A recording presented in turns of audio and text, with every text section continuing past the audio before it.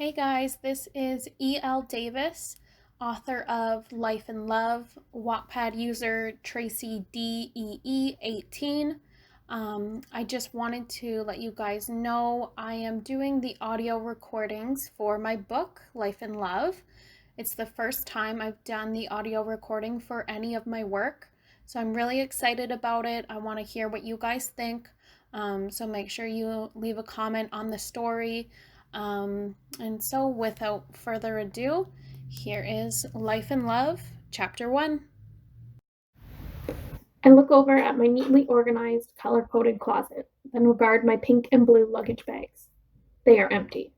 There is no way I can decide which of my many precious outfits to take with me. For half an hour, I urged my clothes to pack themselves, but clearly that would not happen. I sigh and start pulling my favorite t-shirts from their hangers and fold them neatly into piles. I talk myself through the tasks. Okay, now pack your jeans. Good. Now pack your shorts and sweaters. It takes a short amount of time to fill a large suitcase, and then I jump on top of it, struggling to zip it shut. My brain tries to convince me that this is a sign I shouldn't be going. No. I grunt and pull the zipper home. I will not talk myself out of this. With a huff, I sit on my small bed and look around at the pictures that plaster my walls. Old friends, new friends, and family smile back at me. My bedroom walls reflect my entire life. There are pictures of me from the time I was born to just yesterday at my see you later dinner. My mom had refused to call it a goodbye party. I would miss these walls, but I wasn't going away forever. After stumbling my way through my first year of university, I knew I had to get away. I had to immerse myself in a different world and try to figure out what the hell I would do with my life. Applying to university right out of high school was never my plan. Nobody in my family had ever finished high school. Once we realized I would graduate, my mom started thinking about all the opportunities I could have if I continued my education. It was for her that I applied to university, thinking I would never get in. When that letter came, I knew there was no going back. I also knew that it was a good thing. Truthfully, I just felt like it was happening too fast. During the last week of classes, I booked an open-ended ticket to Vancouver, BC. It wasn't far from home, only a 1 hour and 16-minute flight, but it was far enough away for me to feel like I was doing something big and exciting for me. The goal was to come back a different person, somebody who could decide what they wanted to major in at least. The sound of a car honking outside my house snaps me from my thoughts. I guess this is my cue. It's time for me to go. With great effort, I heave the suitcase off my bed with a loud thunk and sling my bulging duffel bag over my shoulder before taking a final glance around my room. It's time, I tell myself. The small plastic wheels squeal beneath the weight of my belongings as I pull my bag behind me. I pretend the noise is my walls saying goodbye to me. No, not goodbye. Just see you later. As I open the front door and take a last look inside my childhood home, I realize just how much I will miss it. Luckily, I don't need to face a tearful goodbye from my mom. We did that last night. With a sigh, I close the door and face the car waiting for me in the driveway. My best friend Becca is driving me to the airport in her beat-up old Ford. As I approach her, she is frowning, eyeing my overstuffed bags. To say she disagrees with my decision to go to Vancouver is an understatement. I guess it's not that she disagrees with me going, she just hates me for not wanting her to come with me. Becca and I have been inseparable since grade 7 when I bit her finger while watching a scary movie at a mutual friend's house, which is a long but true story. We have been through so much together. We were on the cheer team and handball team together in junior high, but come high school, sports were not nearly as important as partying and getting drunk. It didn't take long for us to dip into minor drugs, and luckily, it took even less time for us to realize how stupid we were being. There was only one period where we weren't sure if our friendship would make it. That is something that neither of us liked to talk about. The whole situation was too complicated and traumatic, something two teenage girls shouldn't have dealt with. After that one blip on our friendship, we were always there to support each other and give the other a kick in the butt when needed. This was something I wanted to do by myself, and although she was angry, she was still supporting me. Geez, did you pack everything you own or something? Becca flips her dark hair over her shoulder as she helps me heave my bulging suitcase into the back of her truck. Just enough for 2 months, I cheerfully reply. She scowls, and the expression doesn't look right on her petite face. No, it isn't just the scowl that doesn't look right. She isn't wearing any makeup. Becca always has a face full of makeup on. Where's your face? I tease. We climb into the truck. The doors squeak in protest as we slam them shut. No point in putting on makeup when I'm just going to cry it off. See, I thought this girl was my best friend, but apparently she's not because she decided to leave town for the entire summer. Becca, I begin, but get this, she continues in a scandalous voice. This girl, that I thought was my best friend, doesn't even want me to go with her.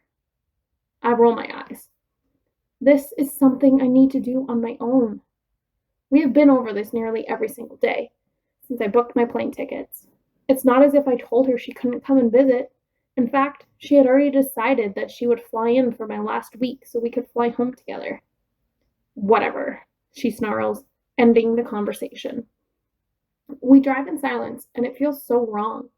This isn't us. Becca and I don't sit in silence. We talk, laugh, and crack jokes. The airport is approaching in the distance, and so I have to break the silence. Becca, you are my best friend, and I don't want to leave like this. I don't want you to leave, she snaps back at me. I don't say another word. I know she was hoping I would cave and tell her to come with me. It shocks me she hasn't packed a bag just in case I changed my mind. When we pull into the airport, we sit for a moment, waiting for the other to say something. Then, as we often do, we speak at the same time. It is impossible not to laugh. Things like this happen all the time with us. That's just how close we are. Back in junior high, we were always saying the same things at the same time. Sometimes we would show up at school with matching clothes without ever meaning to. Our teachers would even joke about us sharing a brain. They would say, Becca, you must have the brain today, when I would get a question wrong. It would make everyone laugh. I never took it hard, considering I knew Becca was smarter than me. Now she pretends to take the brain from her head and places it in my hands. I roll my eyes and place the imaginary brain in my head. The simple gesture brings tears to my eyes.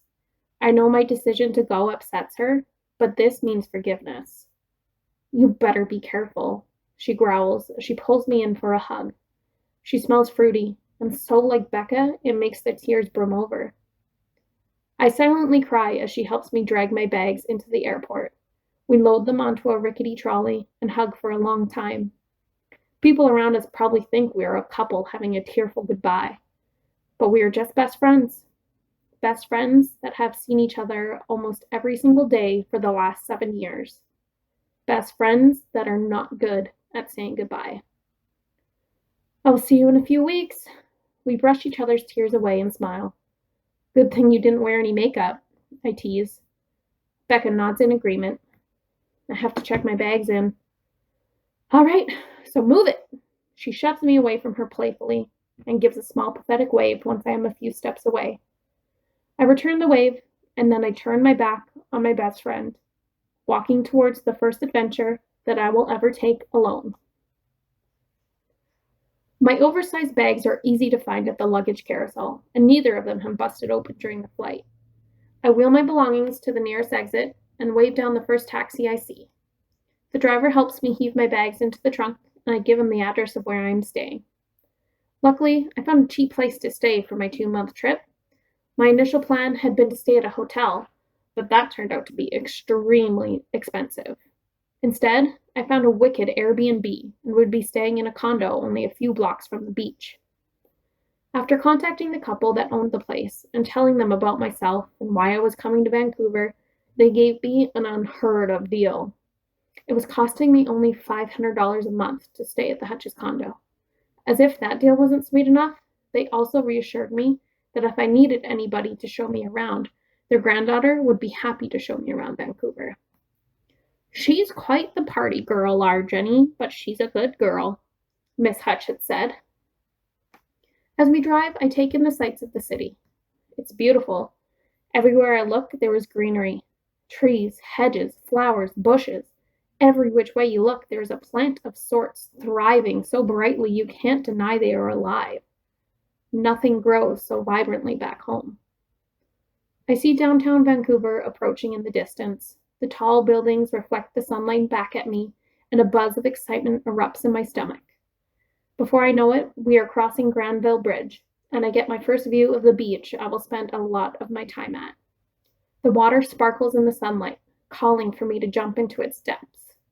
Mentally, I check off the beach as the first place to go explore.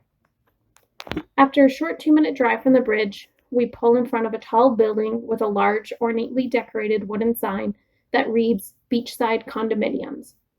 I stuff 2 crumpled 20s into the cab driver's hand, and he helps me carry my bags to the front door of the building. Beautiful planters holding an assortment of red, white, and purple flowers line the walkway, swarming me in a lovely floral scent. I buzz apartment number 1804, and a friendly voice rings through the speaker. My new landlady greets me and directs me to take the elevator to the 18th floor. The door clicks. I pull it open, excited to check out my new home for the summer.